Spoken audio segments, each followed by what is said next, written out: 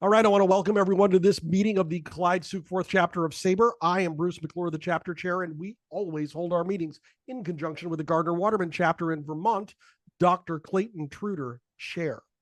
Before we get started with everything this evening, I want to go to the crowd that we have tonight to see if there are any news and notes on any projects or research that anyone is working on in their spare time. Nobody has any spare time. All right. Here we go. Well, beginning this year, all SABR members exclusively receive the Baseball Research Journal electronically twice a year. The fall issue will be emailed in early November. However, if you're interested in a paperback copy for your personal library, we've rolled out a subscription option at a significantly discounted rate, only $7 per issue for members. To subscribe and receive a printed edition of the Baseball Research Journal, visit sabr.org/subscribe today. All right. On to our feature presentation. Like many American boys, Tony Barnette yearned to one day make it to the show, playing baseball professionally. The Arizona State pitcher was drafted in 2006 by the Diamondbacks. Gradually ascending the minor league ladder, it looked like this was the beginning of a blessed life where he could play the game he loved on the grandest of stages in front of family and friends. But things don't always work out the way we want now, do they? On the verge of achieving his lifelong dream after notching a league-high 14 wins in AAA, Tony looked ahead to 2010 with optimism. That's when Japan came calling, offering a significant salary hike in exchange for foregoing a likely forthcoming big league debut. Aaron Fischman is a sports writer, editor, and multimedia journalist who hosts the On the NBA podcast, a weekly interview show he co-founded with fellow USC alums Loren Lee Chen and brother Joshua Fischman in advance of the 2015-2016 NBA season. He is the author of the new book, A Baseball Gaijin, Chasing a Dream to Japan and Back. And he is here tonight to discuss that book with all of us. Aaron Fischman, welcome to Northern New England, my friend. How are you? I'm doing great. Thanks so much for that spirited introduction. I'm happy to be here.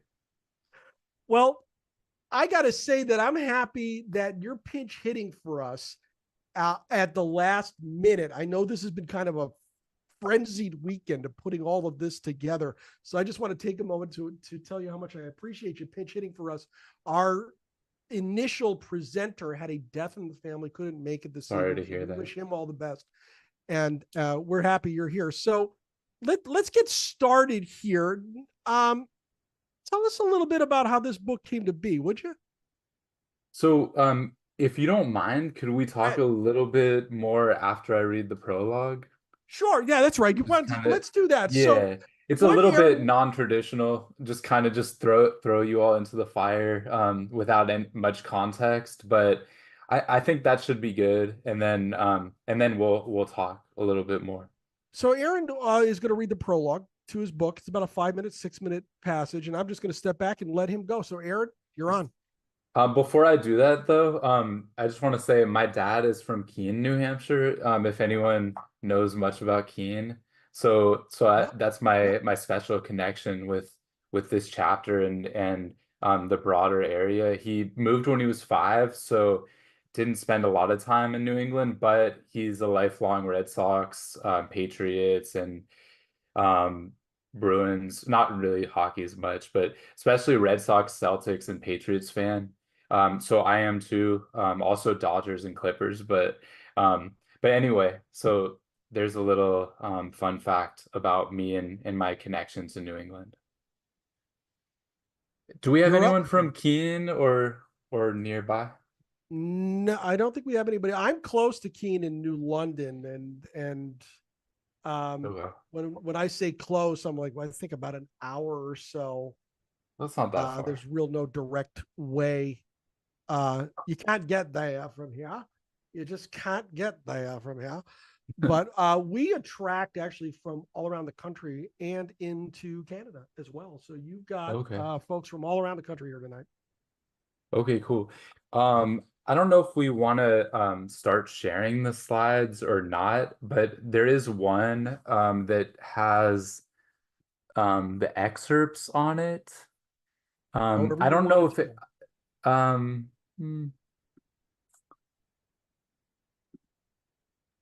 if you'd like, you can put just put the second slide up. All right. So what you're going to do is go down to the bottom of the screen and hit the share button again. Oh, okay. I didn't know I had to do it again. Yeah, this is going to be you. And Okay. then you're going to share your PowerPoint. And then I'll And then just you hit control which slideshow one. or hit Okay. play from start. Up top left, play from start. Or choose Uh, the slide that you want. Sorry about this. I see it. I'm just waiting. Slideshow. Okay. So you all see the first slide, right? Sure do. Okay, cool. Thank you. So this is the cover. I'll go back to this in a second, but I'm just gonna run through some slides to get to the excerpts. I don't know exactly where to. Okay. So, these will be the 6 excerpts that I'm going to read, and I'm just gonna do the first one for now before I talk more with Bruce. And this one is about 6.5 minutes. So thanks for bearing with me. I'm excited to read this as a hook into the story. Okay. The 11-hour flight from Los Angeles has arrived at its destination, Tony Barnett's new home. As the 6'1" white man with long black hair steps off the plane and into Tokyo's Narita International Airport, the cameras begin flashing. The Japanese media are waiting specifically for him and a couple fellow American pitching imports. It's an awfully novel feeling for a man who was largely anonymous the previous season in AAA with the Arizona Diamondbacks Reno Aces. Born in Alaska before spending the bulk of his childhood in a suburb of Seattle, Washington, the 26-year-old is certainly no seasoned international traveler. It's his first trip outside North America, let alone to Asia. There's no translator yet, but greetings and questions fly at him in Japanese and broken English. He smiles, taking in as much of the scene as he can. Trying to avoid doing anything stupid, he's frozen in the moment. He goes through customs, where the official stamps his passport and collects his embarkation card. After retrieving his 3 stand-up suitcases, he'll be living out of those for the foreseeable future, and loading them onto a cart. He continues through a set of doors. A slim man with short black hair and long sideburns named Go Fujisawa is holding a sign that says Mr. Barnett. Also 26, Go will become Tony's lifeline in the days, weeks, and months ahead. Educated at Indiana State University, he's a Japanese English interpreter employed by the Tokyo Yakult Swallows to work with the team's English-speaking pitchers.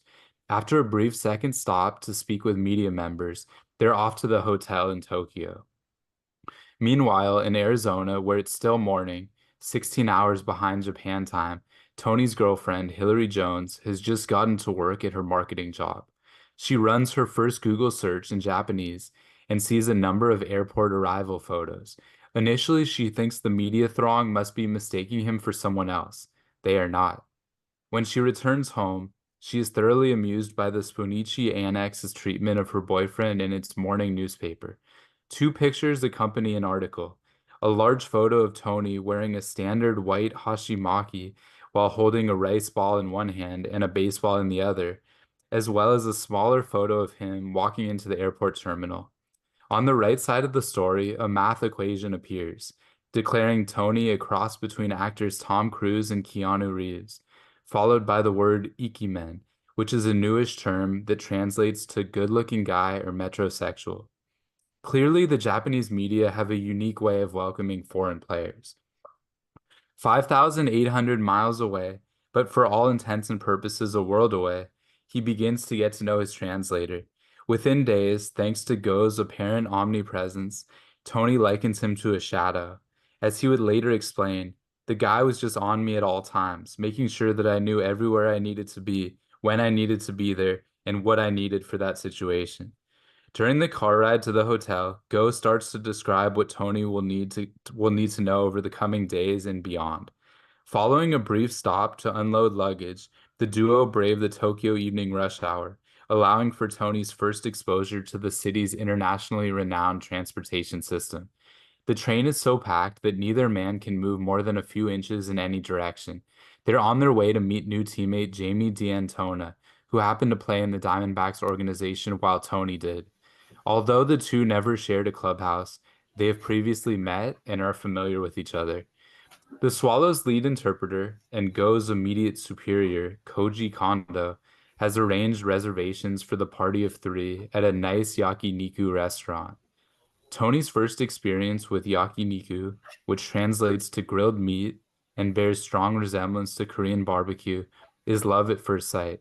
The conversation is a success too, flowing freely among new friends. D'Antona had played for Yakult the previous season, so he's able to enlighten Tony on the team, Nippon Professional Baseball, NPB, and the Japanese experience more broadly. After dinner, Go leaves the Americans, who take comfort in each other's camaraderie as they stroll the streets. After a marathon of a day, sleep is calling Tony's name.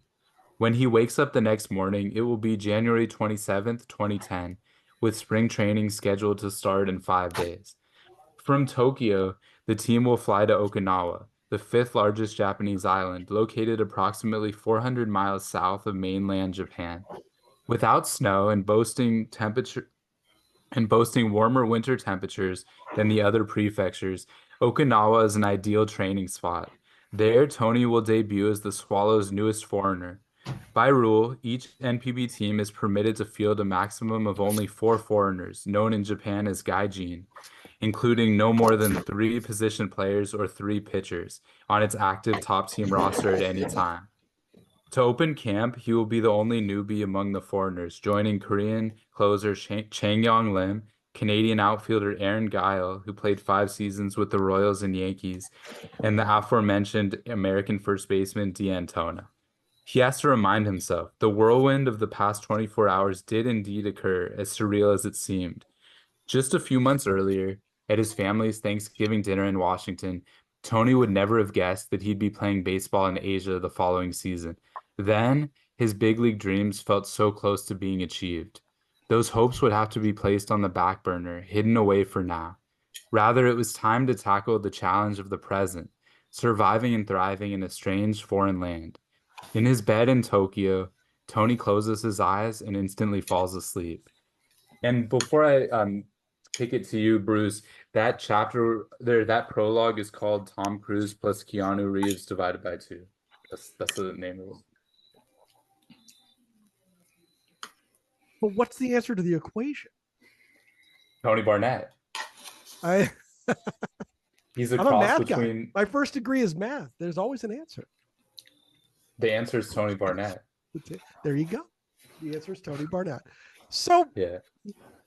let's start with a little bit about how you came across this story.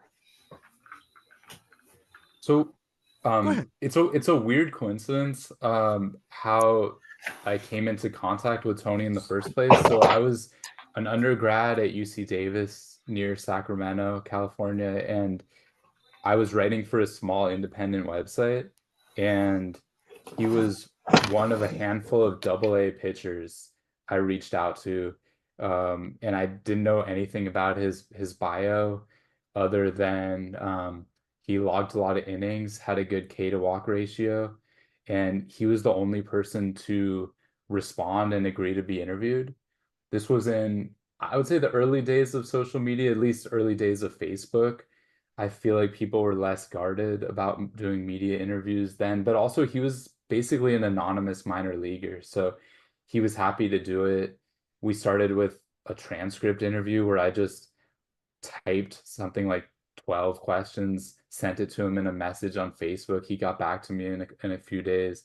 Then we graduated to him writing blog entries for us. But at that time, he was a AA pitcher. He was really charismatic and engaging, but other than that, there was nothing particularly fascinating about his story. And as we kept in touch, his story got progressively more and more interesting until 2016.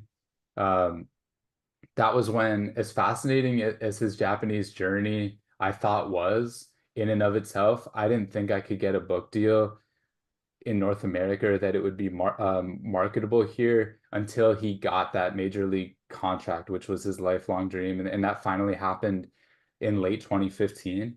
So that was when I reached out to him early 2016 about to gauge his interest in turning it into a book. And he didn't think he was worthy, or that his story was particularly noteworthy, kind of imposter syndrome type stuff. And I had to convince him a little bit. But I didn't have to do that much convincing. It was more of just like a humble, like, really, me? You want to make a book about me? And I told him I did, and why I think it could be interesting and enlightening for people, and he was enthusiastically on board after that. That's a little bit of a long answer to that question. You actually stole my thunder for my next question. I was going to ask you Sorry about about Tony's reaction to you saying, "Hey, I want to write a book about you."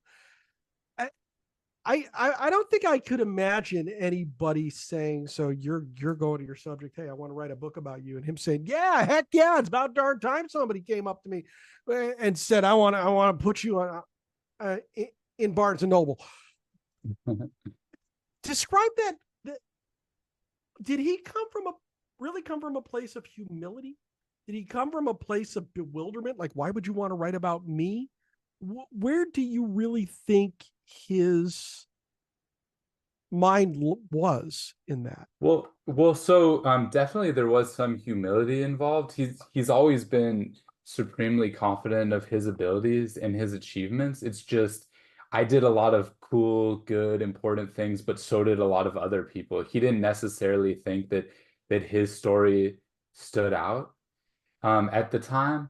And also he has this, I would say, duality to him. And I think a lot of people are like this, probably a lot of public figures, where, and I think it's a pretty human thing to want public attention and approval for your accomplishments, but then he also doesn't love being the center of attention at times also. He, for instance, he doesn't have a Twitter or X account anymore. He did for a while. So he also didn't necessarily want so much attention thrust upon him all of a sudden at first. So that was one thing that made him a little bit wary at first, because it's not just about the baseball and on the field stuff. There's a lot of information and insight into his personal life. And so that was also one thing that I think was going around in his mind when I approached him about that. We had been pretty close though by that time, and one thing I didn't say was in the intervening years between, so I had known him for a long time. 2008 was my first outreach. So he was writing blog entries for us. He wrote a blog entry about going to spring camp for the Diamondbacks when he was going to start his AAA season. And then he even blogged that second year in Japan for us a few days after the earthquake and tsunami, which we'll talk about. And that was really special to have him write that for us and give us that firsthand account of what an American professional baseball player was going through in Japan during that the Great Tohoku earthquake and tsunami. But it was one of those things where we developed rapport over time. We became friendly. I don't know if friends is the right word, but friendly. We started to trust each other a lot more over time. And for a while, I had not been publishing, other than the blog entries and some interviews that I did. I wrote a couple stories for various grad school projects, and they were just never published. So I was able to accumulate more information too from him. And for the grad school projects, I was able to start interviewing other people. So it wasn't just Tony that I had access to, but and his wife, but his teammates, his interpreter, former coaches and teammates. And so it was a much more full story and picture that I was providing once I was able to work on those projects for grad school. So it wasn't like I was just staring at a blank page when I started that daunting project of turning it into a book. How long does this project take you? It depends how you measure it. You could even say that it started in 2008, but um, I'm gonna say you just to make myself feel a little bit better, and it's still really long, but I'm gonna say that um, the spring of 2016 is when I started turning it into a book at least, and it wasn't published until June of this year, 2024. So. Um, like 8.5 years. That's a little misleading because some of that process is reaching out to prospective agents and publishers, and it's not only reporting and researching and writing during that time. But yeah, from start to finish, I'll go with 8.5 years. You fit this in with a day job too, right? A lot. So some of the time I had a full-time job, and I didn't the entire time though. So yeah. I mean, there is a nasty addiction to food and shelter that most of us have that, we've got to find monetary remuneration somewhere. So I can see where it would have to be put on the back burner once in Yeah. a while. But let's shift gears for a second here. We've got a little bit of the introduction to the book, but I'd like to find out a little bit more about Aaron Fischman. Tell me about how you got started in media and your podcast and writing and such. So I've always been really fascinated by sports and storytelling really for a while.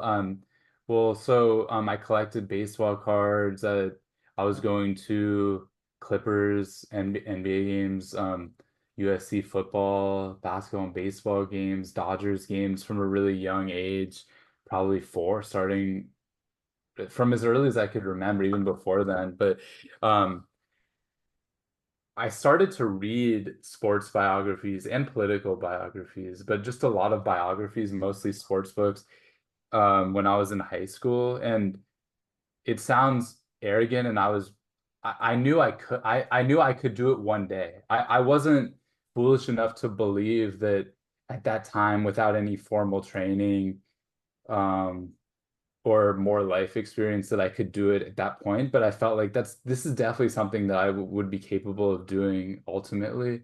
And there was no journalism major at Davis, but I did radio there, and I hosted a podcast. So I was interviewing people, student athletes, talking sports, also interviewing national figures, journalists and athletes, and announcing games. But I went to grad school to formally study journalism, and that's where I learned a lot more about reporting and researching and storytelling in different mediums, and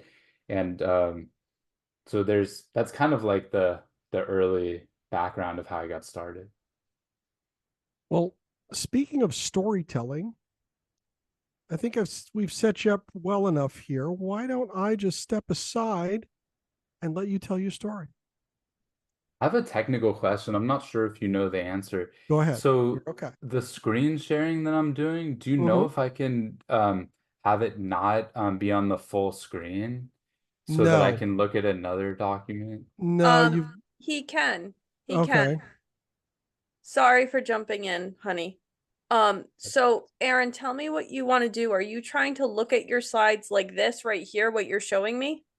I actually don't want to look at slides. Or I want to be able to look at the slides and another window at And the another same time. window. So you can't share the other window with us, but you can click and look at that window yourself, and this will still share the slides to That's a good us. point. Yes.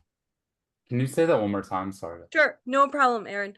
So you can open a separate window and Hmm. open whatever document you need. Okay. Yeah. You'll still have the Zoom open, and Zoom will only share what you're sharing. So we'll only see your slide. The other document will not be shared with us. Okay. It was just that it was full screen for me. Just Yeah, it's not full sorry. screen anymore for us. So it shouldn't be full screen for you anymore. Okay. Okay. So you should be able to open another window and look at whatever document you need. Okay. I'm just trying to get organized. Thanks for bearing It's with me. not a problem. I had a very quick learning curve when COVID happened and I had to teach on Right. 2 computers. Yeah, I'm sure. We So, are so you, A-okay. so you are seeing the, I see So- your presentation. Yes. So okay. we're seeing the presentation in what's called the draft mode where you can edit it right now, Aaron. Oh, okay. And that's okay.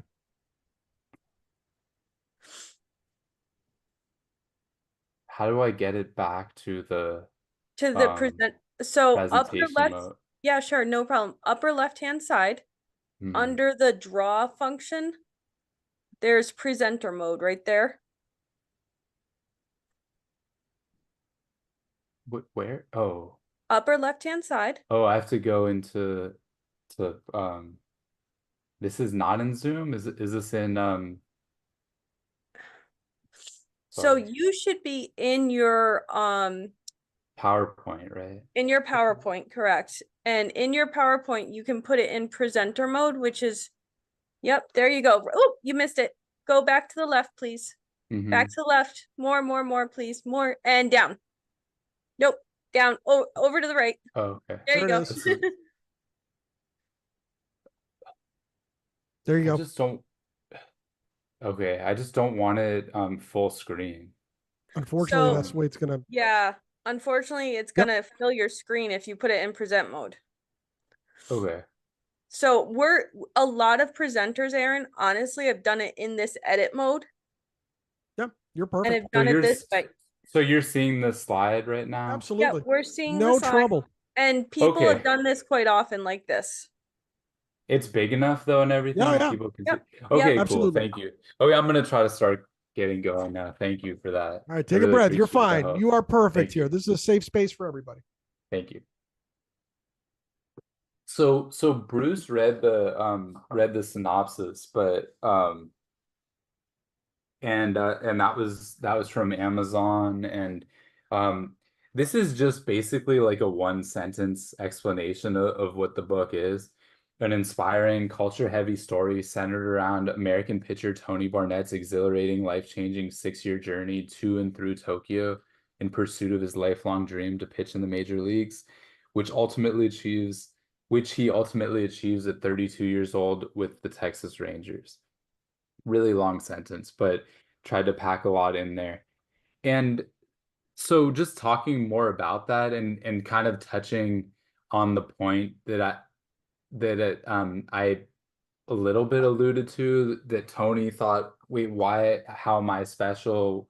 Why are you centering this book around me? So this is why, in my opinion. So he'd go on to pitch 3 strong seasons with the Texas Rangers, also log a little bit of time with the Chicago Cubs in that 4th and final MLB season before he ended his playing career. And now he's actually a scout with that Japanese team, the Yakult Swallows, based in Arizona. So it's come full circle, and I'll talk about that at the end. But in so doing, he ushered in a new era of pitchers who are increasingly following a similar formula, whereas traditionally, Japanese players, pitchers and position players, would go to Japan in the twilight of their career when they were on the older side, just to make one or two, squeeze out 1 or 2 more contracts, just make a little bit more money.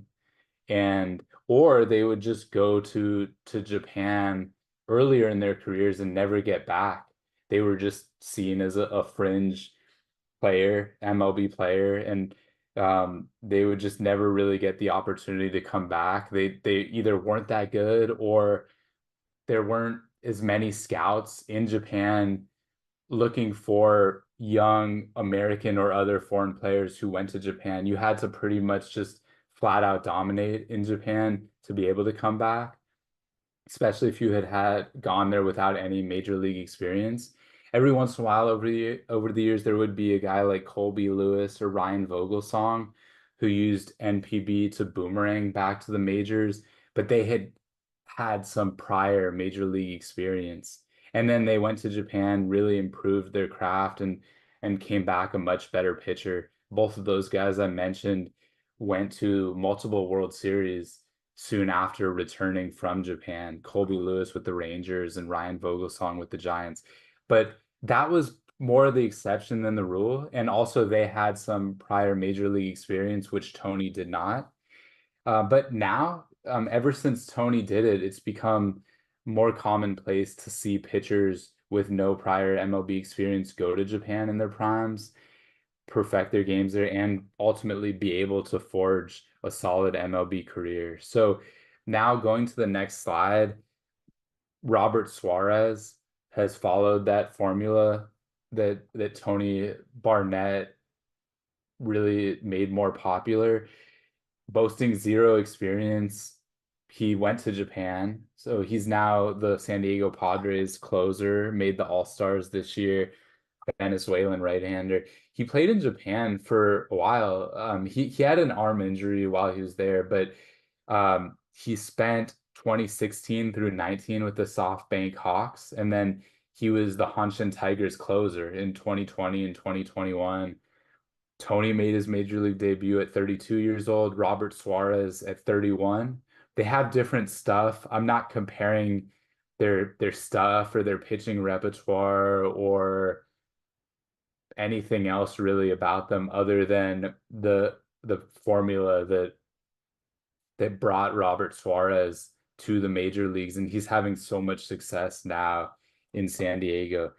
There are a couple other pitchers I want to highlight, and they did go to NPB with a little bit of experience. One of them is Robert Suarez's slightly older brother, Albert Suarez. He's about a year and a half older. He's now back in the major leagues with the Orioles, but he spent a couple seasons with the Giants, San Francisco Giants, and was not that great. Then was in AAA the following season, went to the Yakult Swallows for 3 seasons. That's the team that Tony Barnette played for 6 years. Perfected his craft. Did spend a couple more seasons in Korea in the KBO, and now he's back in 2024 in the major leagues with the Baltimore Orioles. Came back at 34 years old. So another Gaijin, foreign player, non-Japanese player who used that experience in Japan to just get better, tinker with things, develop new pitches, learn from the coaches there and the teammates there, and just get better, and then come back a far improved pitcher. And then also Nick Martinez, and I'm highlighting him partially because he was Tony Barnette's teammate with the Rangers in 2016 and 17. He then left for Japan after that final Ranger season, and again, like I've been saying, significantly improved his game there. And I'll go back to the other slide. So I have ERA plus, just to highlight the kind of pitcher Albert Suarez was when he was in the major leagues before the Japanese experience and then after. And so what 91 means for ERA plus is essentially that he was about 9% worse than the average MLB pitcher, according to that metric, which adjusts for various things. And then when he came back, and that's over those 2 seasons, 2016 and 17. And then this season, since he's been back, he's largely been a starter for the Orioles, and he's been about 11% better than the average MLB pitcher this season. And similar story for Nick Martinez, actually more of an improvement. Over those 4 seasons with the Rangers, he was 9% worse than the average MLB pitcher. And in the 3 seasons since he's been back, he spent 2 with the Padres and is a Cincinnati Red this year. He's been 21% better than the average major league pitcher. And I thought it was interesting too that he was teammates with Tony for those 2 years, and that was of course after Tony's 6 years in Japan. And then he followed a similar formula, even though he had been in the majors for some years before going to Japan. One thing I wanted to ask if anyone, I was just curious if anyone saw this, that Shota Imanaga and Yoshinobu Yamamoto, both pitchers fresh off their NPB careers, they're both rookies in the major leagues, started against each other last Tuesday at Dodger Stadium. Not sure if anyone saw this. So here's more about it. So Imanaga was a member of the Yokohama DNA Bay Stars. Yoshinobu Yamamoto pitched for the Oryx Buffaloes. And so Shota Imanaga has had a tremendous rookie season. As I assume all of you saw, he pitched a combined no-hitter along with Nathan Pearson and Porter Hodge. That was his previous start before the one at Dodger Stadium. And I'll have a couple of fun facts about that in a second. But so that was his first start on the heels of that combined no-hitter. And Yamamoto, that was his first start in nearly 3 months upon returning from a right shoulder injury. So it was just cool how the stars aligned to have both of them start against each other at Dodger Stadium. Of course, Shohei Ohtani, likely NL MVP at this point, in my opinion. He starred in Japan for a while, superstar two-way player, and it is in his first season with the Dodgers as well. And Seiya Suzuki also on the Cubs, good Japanese player. But so I thought it was pretty cool that they started against each other. I didn't get to go to the game. My dad did go. But Yamamoto looked terrific from the very start. He was on a pitch count just out of an abundance of caution because he was returning from that shoulder injury. But he did really well in 4 innings and 59 pitches. Imanaga ultimately got the win, going 7 strong innings. He gave up 7 hits and 3 runs, but they were all solo home runs, 2 to Tommy Edman, and both on first pitch fastballs to Tommy Edman, and then also a solo home run by Max Muncy. So this is kind of tangential to my story and a little bit of a side note. I just thought it was interesting that they started against each other, and Yamamoto started the game in an exciting way too. He struck out the side in the top of the first, and he ended the inning actually getting his countryman Seiya Suzuki.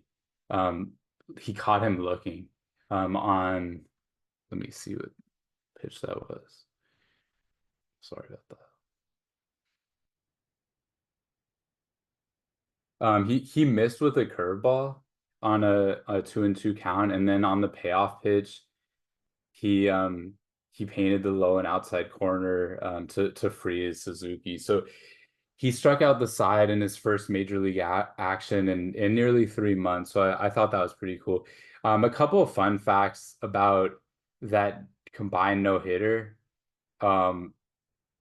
This was widely reported, so you may have heard it, but I just thought it was interesting that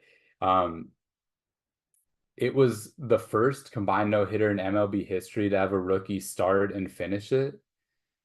Nathan Hodge was the starter, or sorry, Porter Hodge was the other rookie. And then the other weird fun fact that I have was that each of Imanaga's last 2 starts, the no-hitter against Pittsburgh and then that win in LA, he threw 7 innings. Pearson pitched the 8th and Hodge pitched the 9th. So it was the exact same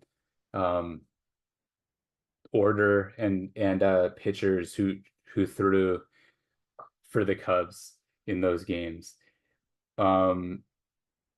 So I'm gonna move on and try to be a little bit more efficient. Don't worry, Aaron. We got some questions for you tonight, my friend. Sounds good. I look forward to those. Okay, so now, right now it's showing the excerpts. I'm going to read two of those right now. So the second one on there is looking at the backstory of Tony's interpreter for 5 of the 6 seasons that he spent in Japan. His name's Go Fujisawa. And I don't know if anyone has the book. It's on page 38 for anyone following along. I know they want to be understood, said Go Fujisawa of the Gaijin he assisted. I know they want us to understand them. Even if they look like they're doing well, they should have something they're concerned about, and to find that thing is my job. He was born on May 2nd, 1983, in Tazawako, a small, quiet city in the mountainous prefecture of Akita. Go's parents, a banker mom and a father who worked as a public officer in Tazawako's city hall, let him and his older brother roam free. I was kind of wild, said Go with a laugh, fully conscious of his buttoned-up professional persona. With his friends, he would often head to Japan's deepest lake, Lake Tazawa, where they'd play and explore. Other times he swam at a nearby river while his dad and brother tried to catch fish. He played baseball and was a pretty good pitcher by his account. While many of his peers dreamed of playing professionally, he aspired to play for the national team. It was a kid's dream, said Go, so he never fleshed out exactly what he'd do for work. He just knew that members of the national team had to be amateurs and thus could not play baseball for a living. I didn't really know about jobs. There wasn't much around me. It was a really small town. He felt he had only 3 choices, to be either of his parents' professions or maybe a baseball player, since he had so much fun playing. But Go wasn't just physically active. He was a thinker, too, voraciously reading a wide variety of comic books and novels as long as they were in Japanese. Young Go never read in English, although in junior high he was taught the language 3 hours each week. I'd say I've never enjoyed studying English, said the Japanese English interpreter, dead serious. And before I read the next excerpt, I just wanted to say that um, it was so invaluable getting access to Go. I spoke with him a number of times for the story. I got to meet him when I visited Tokyo in the spring of 2018.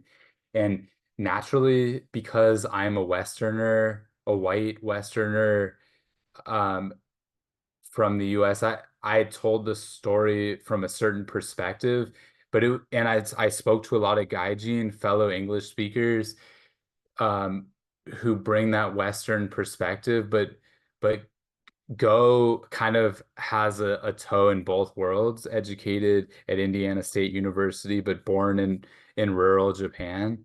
And so it was so invaluable getting his insight. And he was just such a nice and accessible guy throughout the process. Could I springboard off that and ask a question? Yeah, definitely. So one of our members here tonight, Ryan McClanahan, had a great question earlier that's I think ties in here. His question was, how are American ball players viewed by their Japanese teammates? Is there a culture shock that they encounter? I would sort of expand that to say, do they integrate with the teams as well as we integrate Japanese players here in the United States? And that's probably a assumption as well. But can you comment to how American ball players are viewed, even through the eyes of an interpreter? Yeah, it's a really good question, and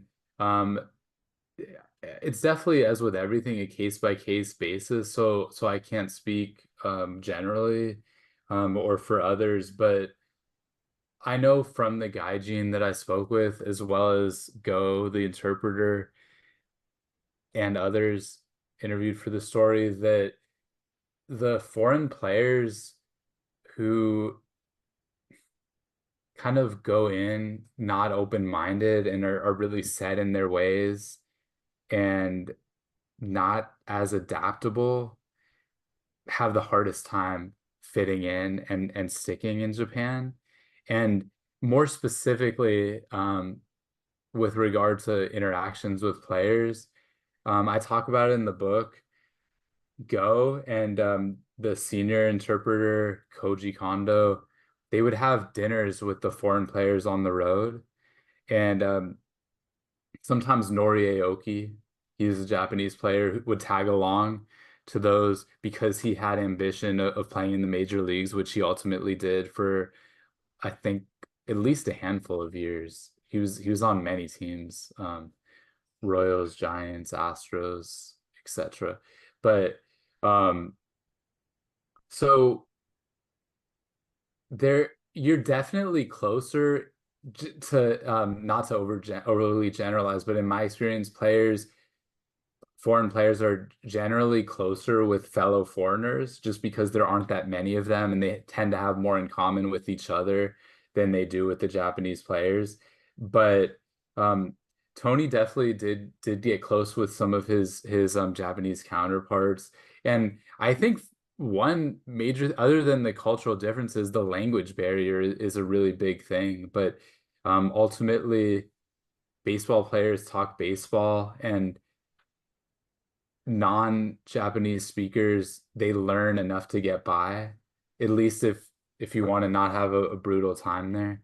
And so you learn a lot of the slang and the certain terms that come up more often on the baseball field. So yeah, that's my perspective on it, but it definitely is a learning curve. Well, that's very interesting that you should say that, because one of our members had a question that kind of springboards along that. I want to go to Gary Joquin for a minute, if you don't mind, Aaron. He's got a couple of very good questions.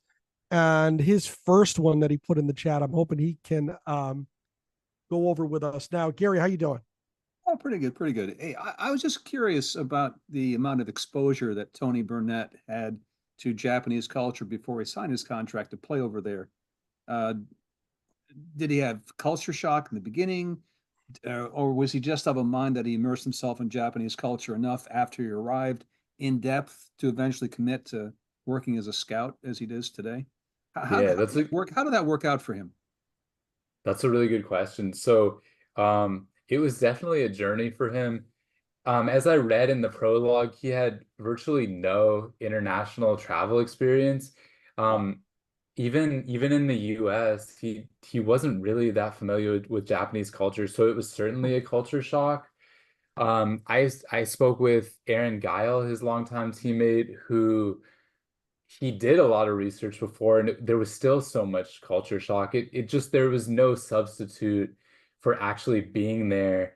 And Aaron Guile has a great quote in the book about how you're in the taxi riding away from the airport, and it finally sinks in that there's an ocean between everyone, your family and friends, and you're kind of just all alone.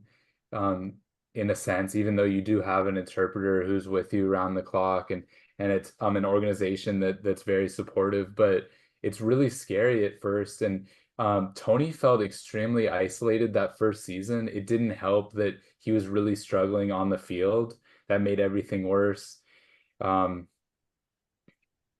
he Yeah, he was so bad that first season he got demoted multiple times to the farm level, which is called Nigun in Japan, and was released by season's end. He only got that second opportunity out of a fluky sequence of events. A foreign player that they wanted to sign failed his physical, opening up a spot for Tony to get that second chance.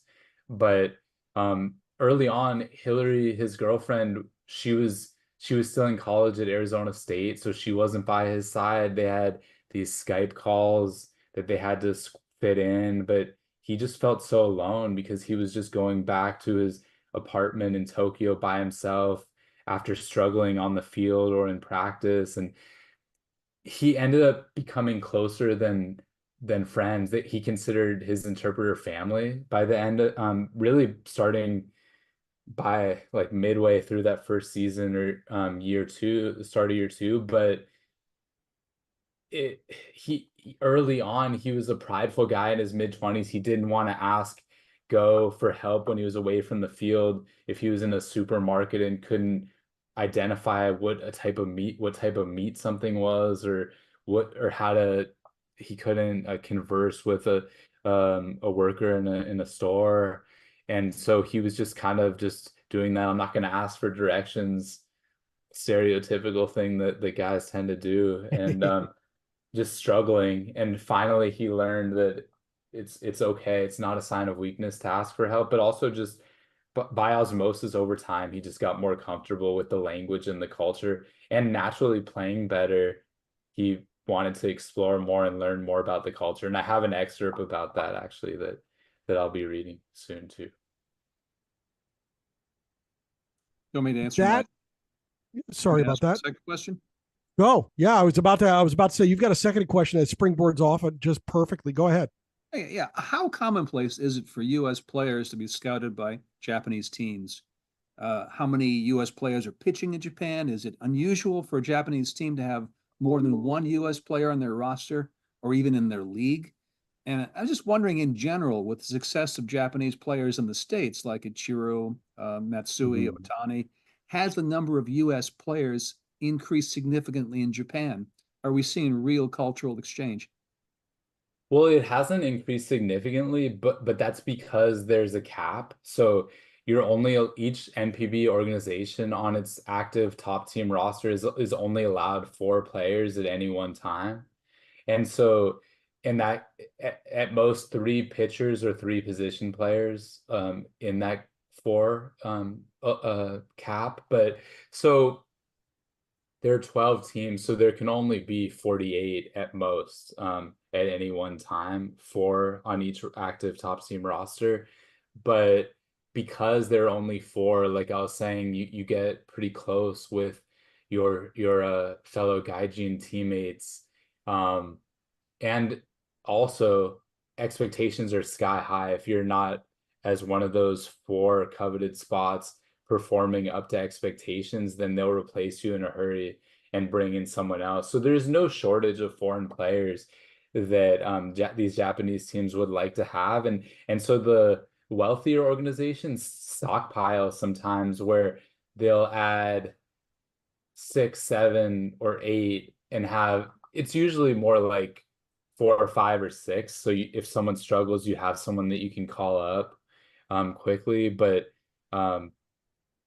yeah, so there's no shortage of foreign players, and that's what Tony does now. He identifies, going to minor league games based in the West Coast, players that would be most likely to want to take their talents to NPB, which is a really good level of play. It's just widely agreed upon that it's a notch below the major leagues and just a little bit above AAA. So somewhere in between, and that's why they call it quadruple A.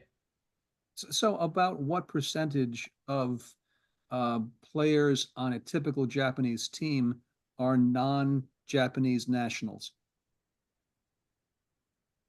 The roster, it would be probably maybe like 15% about. It would just be about 4 divided by 26 or so. Okay. Or 4 So it's fine. It's not like, as diverse as a typical MLB team. Yeah, definitely not. And that has to do with cultural reasons. And for a long time there was a Japanese baseball protectionism that it would be a kind of a long story to go into, but it's featured in the book, where records that were held by Japanese players were they were so tightly protected that if a non-Japanese player was threatening to break Sadaharu O's long-standing single season home run record, for instance, they would be pitched around. And that happened in the 80s with Randy Bass, and in the early 2000s with Alex Cabrera and Tuffy Rhodes. And featured in the book, there's a chapter centered around it. Tony's teammate Vladimir Ballantyne, from Curacao, so he was one of their 4 Gaijin in 2013. He ended up breaking Sadaharu O's esteemed record, and so it's changed over time where it's become more of a global perspective, and Ichiro excelling and being welcomed with open arms in the United States was part of that. Also Hideki Matsui and other Japanese players just coming over to the US and their games being televised in Japan has really lessened the protectionism, if you will, in Japan. Matt Merton also broke Ichiro's single season NPB hits record. And so they weren't pitching around him by that time in 2010. Can I ask one more question, Bruce? Go. What is the Japanese perspective on what I like to call U.S. players showboating, bat flips, no longer containing themselves to the unspoken rules of past generation of players, much more emotionally demonstrative? Are Japanese players more reserved and respectful than U.S. players? Definitely, I don't want to say yes to that. Yes, I don't want to overly generalize, but to the way you phrased the last question, but yeah, I guess I loaded it up too much. Oh no, it's okay, but it's definitely frowned upon to showboat and call attention to oneself. I mean, not to show off in a. It's okay to show passion and excitement, but what I talk a lot about in the book and what a lot of people I interviewed have emphasized is they just have a much more collectivistic mindset where if you're calling attention to yourself, that by definition is detracting from the team and the group harmony or wa as it's called there. And so yeah, I don't know if that answered your question, but yeah, you did at least partially. You gave me some insight. I was expecting a response like that, but to have it affirmed by someone more familiar with the culture is interesting, valuable. Thank you. Aaron, we've got a couple of more questions from the crowd. Do you mind taking questions? No, I don't mind at all. Let's go to Joe Ross. Joe, could you unmute and ask your question? I did that. First of all, before I even do that, I want to welcome Gus to the telecast. I happened to see him. I have a question about money. Assuming we're not talking about a Shohei or someone who gets paid on that level, if I said, okay, I'm a ball player, I can play Major League Baseball, forgetting the minors because they don't pay enough, would it pay me to play my career in Japan, or should I play my career at the Major League Baseball level, strictly in terms of money? I'm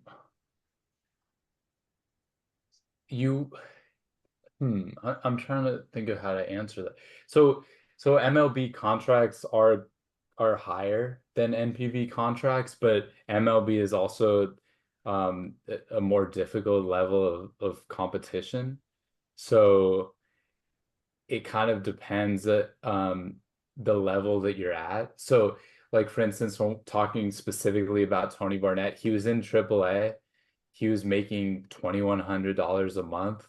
And even though he was on the doorstep of making the major leagues and his salary would have jumped up as soon as the Diamondbacks called him up, he jumped at the opportunity to get a guaranteed $500,000 for someone 20, 25, 26 who had never seen that much money in his life. $500,000 just looked like a dream to him. He was ultimately able to get a really big 2-year, $3.2 million contract with the Swallows. And so he made a good amount of money there. And people can even make foreigners, especially, make a lot in Japan. But as well as the homegrown talent there that are really good can make a lot of money in Japan. But there's also the calculus of what's your dream, where do you want to live? So Tony actually took a pay cut, a slight pay cut after his sixth and final 2015 season, after he dominated as the Swallows closer and led them to the Japan series, their equivalent of the World Series.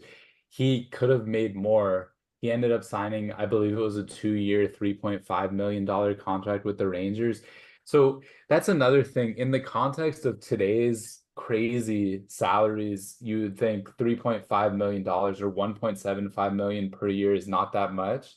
I mean, to an average person like you and I, it's a lot, but I'll he take it. took a pay, yeah, he took a pay cut to go back. He would have been paid a lot more if he stayed with the Swallows, because he was a proven commodity at that level of competition at NPB play.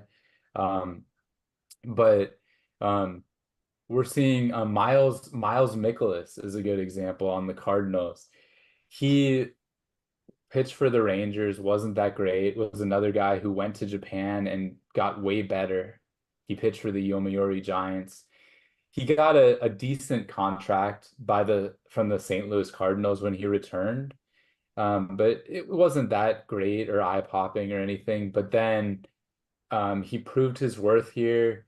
He proved that he has amazing stuff and that he could throw really hard and with a lot of movement and control and command. And so he ended up re-signing with them for 4 years, $64 million. So he just got a huge contract, and that level of contract wouldn't have been available in Japan for him. Okay, I know the average major league salary today is about $4 million a year. Forgetting the big shots, let's call it 3. Would the average in Japan reach that level for American players? I don't have the numbers off the top of my head, unfortunately. It's I would think it's probably on par, but maybe probably a little bit lower. So then it really becomes a exactly, question of ego. Do I want to say I'm a major league player, or do I want to make a little bit more money? That's the question. I think ego is part of it, and also just if you just want to be, other than your immediate family who you'll take with you to Tokyo to Japan as a player, if you don't want to be so far away from family and friends and the lifestyle that you're used to. But I mean, it's also which city you're living in. Tokyo is a modern city that has all the amenities that you would need, and it's not like the middle of nowhere or anything. It's not a rural place that's remote, and anything you would want they have there, probably better than in the US in a lot of cases. But yeah, there are a lot of off the field considerations, but ego definitely would be one of them. Okay, thank you. Very interesting. My So pleasure. Aaron, we're running short on time, and I know that you had an offer for our folks here. I was hoping I could get that in. Could you tell us about you had a slide about today's offer? Yeah. I wanted to read other excerpts. We probably won't have time. If possible, I'd like to discuss some of them very briefly, or maybe pick one or something. But sure. What I'd like to do is get that offer on the screen for folks, and then feature your face for a little bit on screen. So it says that it's paused screen sharing. So if you go to number 13, slide 13 was the one that I was interested in. There you go. Okay, so thanks for bringing that up. And if anyone would like to get a hardcover copy of the book, I'll be sure to mail you some bookmarks. I don't know if is this showing up, or is it? I'm gonna stop your screen sharing. Okay. Maybe. Actually, it doesn't matter. Maybe wait. You want to just wait? Now you can share it. Okay, so these are the bookmarks. If anyone would like a copy, hardcover copy, I'd be honored and happy to send you some bookmarks. If you buy 2 copies, I'm going to be sending you a 3rd copy for free. as well as 5 bookmarks. I think it would make for a great gift if you have family or friends, people, like-minded people who would be interested in hearing about this inspirational, culture-heavy story. And then on that slide, it also has some of the places where you can get it online. It's right now only in Barnes and Noble locations in the LA area and Dallas area, Dallas and Arlington, Dallas Fort Worth area. But yeah, it's available online at these sites, and it's the cheapest on Amazon. But Of course it is. but IndieBound goes to a good cause, slightly more expensive. Gary, you had a question. Whoops, sorry. Oh yeah. Oh no, go. Gary's got his hand up here. Let's go to Gary. I was just thinking it'd be great if you can literally copy the content of that presentation slide with the links to your books, the different venues, into chat. Then we could all get to them faster. That's a good idea. Thank you. Yeah, Ryan. Okay, so Aaron just got it in there. Great, that's terrific. Ryan had a question regarding this. I was just wondering if the teams are owned by corporations making the players employees of the company or just ball players, if that makes sense. So I guess what he's asking is, when Tony went over to Japan, was he employed by the team or the corporation that owned the team? I don't technically, I don't know the technical Questions answer you get to from the that. SABR crowd. That's a really interesting question that I'd love to look into after. But every NPB team is owned by a corporation, as I think maybe Alec asked that. Sorry, I wasn't sure who asked that. That was Ryan who asked that. Alec Ryan. So yeah, as Ryan might probably is aware by asking the question, each of the 12 NPB teams are owned by a corporation. So like the Yakult Corporation owns the Tokyo Yakult Swallows, but I don't know if he was technically an employee of the corporation. Bruce, before you shut it off, one other point. Aaron, you should put this in what you talk about. If it's available in a Barnes and Noble in Los Angeles, every Barnes and Noble in the country can order it for you. That's true. You go in and say, I want to buy this book. Thanks a lot. Yeah, I should have said that, and I appreciate that. So Simon & Schuster is the distributor, and that's a good point. So you can go into any Barnes and Noble, just ask for the book, and they'll order it in for you. Thank you for noting that. I am going to ask you for one more passage before we let everybody go this evening, Aaron. What would be I think it's favorite better. one? Go ahead. I appreciate that. And okay, so I will do that. Do you mind if allowing me to just summarize go right ahead. You do what you need to do, my friend. Okay, thank you. So obviously is overly ambitious trying to read all these passages, but I really enjoyed the questions. And one thing I wanted to talk a little bit more about, and I'm not going to read this passage. It was on the Women's World Cup soccer team for Japan, inspiring the grieving nation in light of the earthquake and tsunami. But so Tony was there March 11th, 2011. The Great Tohoku earthquake and tsunami, also referred to as a triple disaster because of the nuclear Fukushima disaster element of it.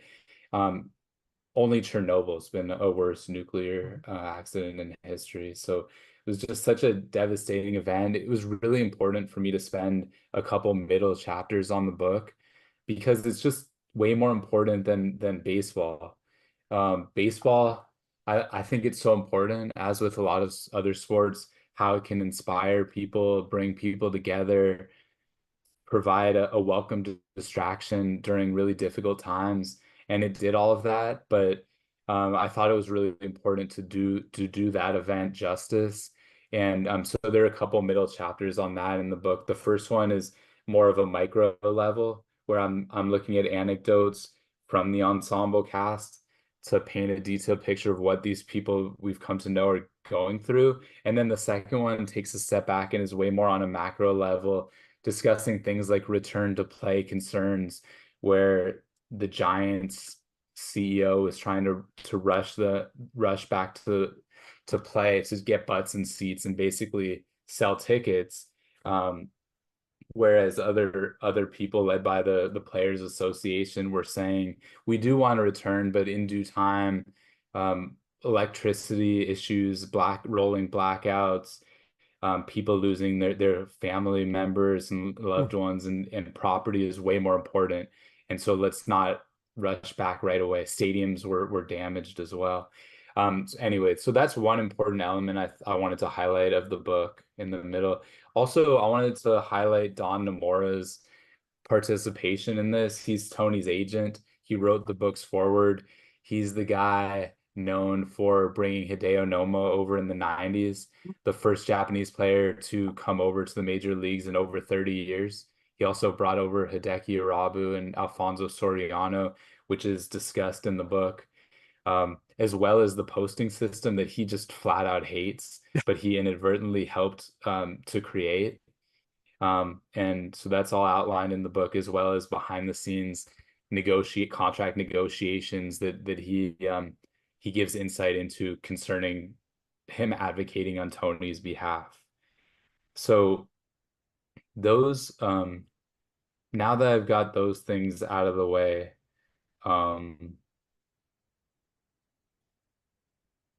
okay, I have a good one. Okay. Do you want to say something before I read the last excerpt? I'm going to go to Molly with the last question for the evening, and then we'll go back to you for the last passage, and then we'll get everybody out. Go ahead, Molly. I put in the chat, and it might have gotten lost. That's fine in the chat.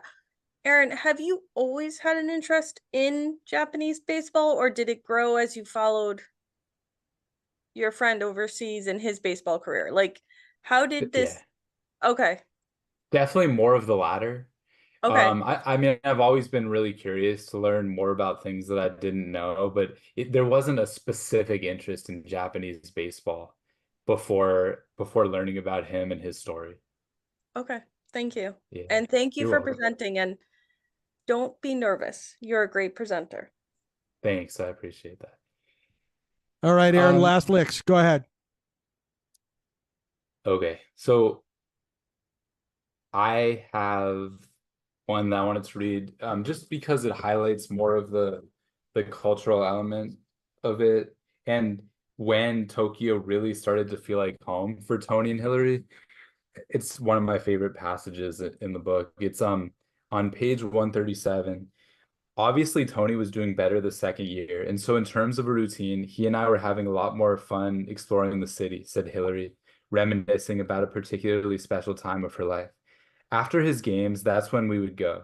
The two would take off on their bikes as midnight approached and ride around Tokyo. It was super quiet, she said, and nobody was out really.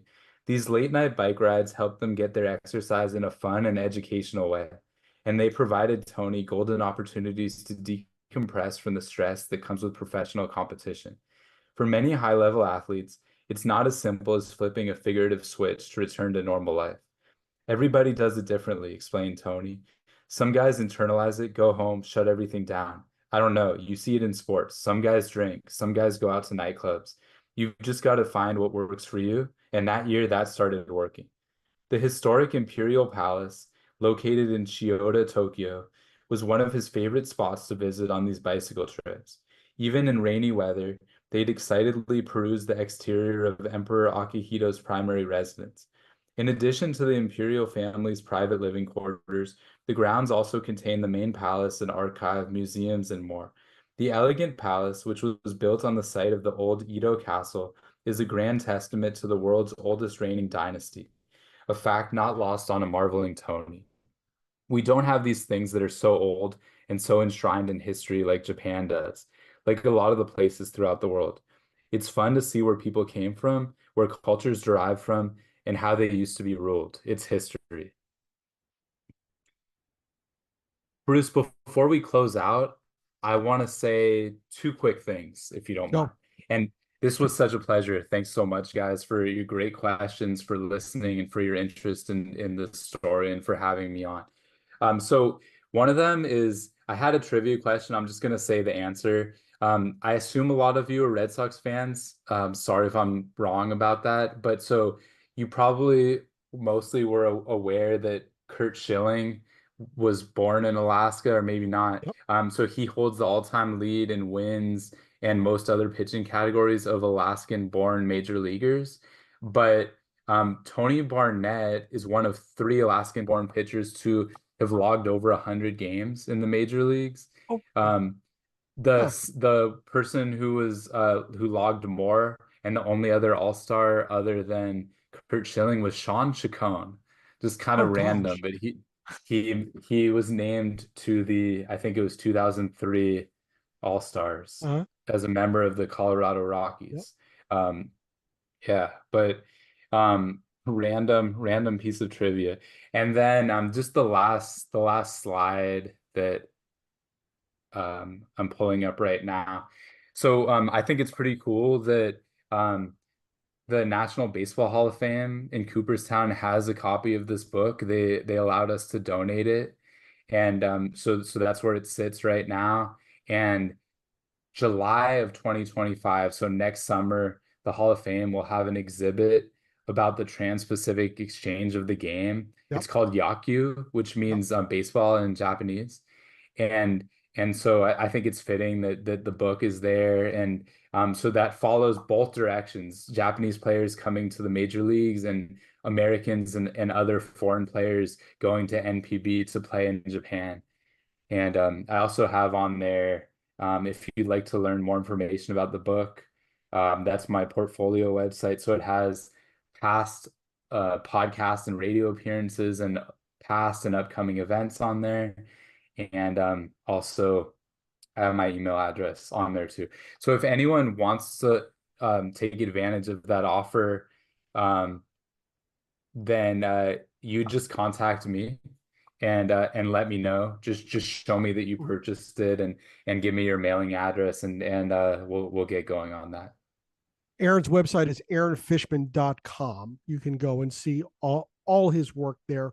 It's a great website, and this is a really, really great book. And Aaron, you've been great this evening. I want to thank you very much for coming out to do this. Now, Wednesday night, this coming Wednesday, 2 days from now, 7 p.m. Eastern, SABR's East Coast Cooperative, a coalition of 6 chapters throughout the Northeast, will be back with another great presenter for you.